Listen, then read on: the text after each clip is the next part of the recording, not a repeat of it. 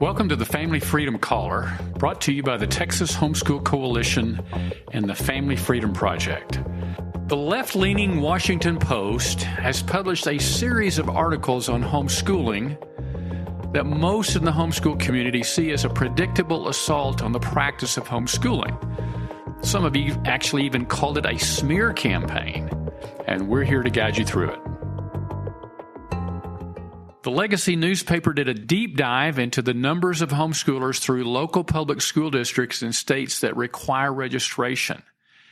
It then lamented the number of states like Texas that do not regulate homeschool students and therefore have no hard data on the number of homeschoolers.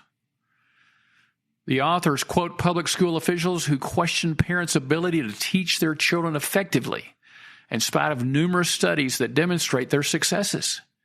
They do acknowledge that homeschooling exploded during the pandemic and, much to their chagrin, has maintained that growth, although at a slightly slower pace, while public school enrollment has actually dropped.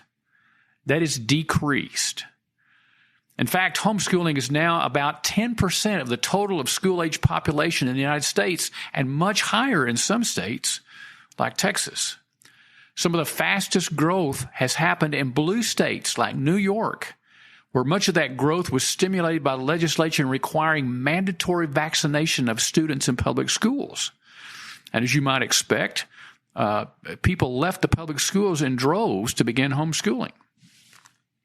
The Washington Post trotted out old news stories of abuse by some homeschool parents that were promoted by those who seek stringent control of homeschooling.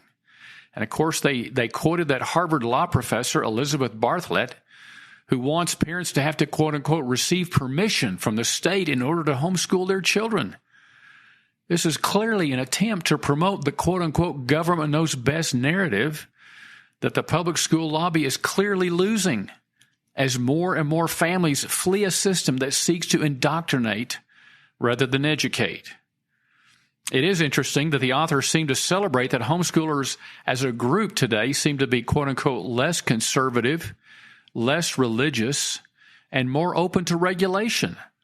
That seems to be their point. That would seem to indicate the problem that left has with homeschooling is that families, rather than institutions, are in control of what children are taught. That's also the reason that we're having all these debates and contested elections in public school district school boards now. Because in Texas, we see inappropriate books for children in public school libraries, indoctrination and wokeism promoted through the public schools. All that is being challenged at the local level in school board elections and school board meetings. And of course, that is why tens of thousands are fleeing public schools for homeschooling. And while there are debates, as I just mentioned, at the public school board meetings and elections challenging many in school board races between those who want to continue the leftist indoctrination and parents who want education without indoctrination in their public schools.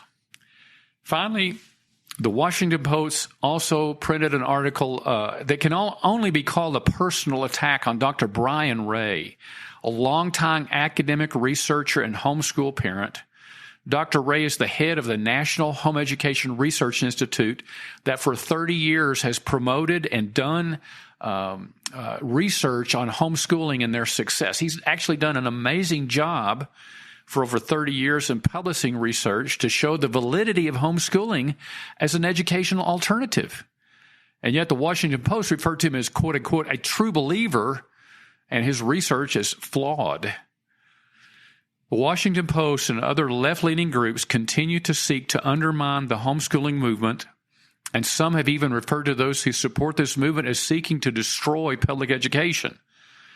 The same crowd strongly opposes the growing education savings account movement to give families and parents more choices in the education of their children. These attacks will not work, as they did not work in the 80s and the 90s. Did not work in the early 2000s. More and more families are trying homeschooling and finding that it not only works for them educationally, but it is a blessing to their family and many others. So share this podcast with friends and subscribe to the Family Freedom Caller wherever you get your podcast. For more information about THSC, go to our website at thsc.org. And for information on the Family Freedom Project, go to familyfreedomproject.org. And thanks for helping us keep Texas families free.